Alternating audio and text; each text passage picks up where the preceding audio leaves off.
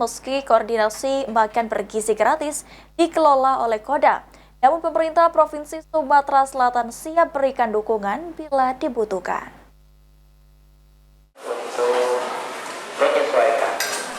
Meski pelaksanaan makan bergizi gratis dikoordinasi oleh Kodam 2 Sriwijaya, namun pemerintah Provinsi Sumatera Selatan siap berikan dukungan. PJ Gubernur Sumatera Selatan Ellen Setiadi mengatakan pemerintah Provinsi Sumsel siap mendukung program makan bergizi gratis.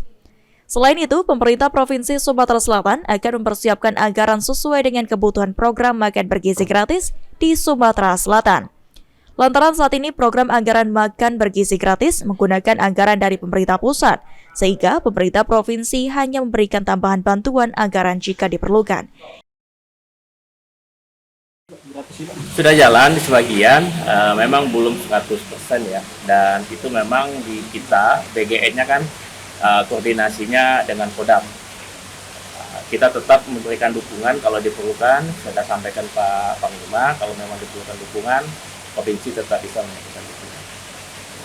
Pak, untuk provinsi tahu Pak rencana kesiapan anggaran Pak? Kita karena belum ada hitungan yang jelas, tapi kita akan siapkan ya sesuai kebutuhan aja nanti. Dan belum ada permintaan kebutuhan itu yang harus diberikan oleh Pemkot. Eki Saputra, PAL TV.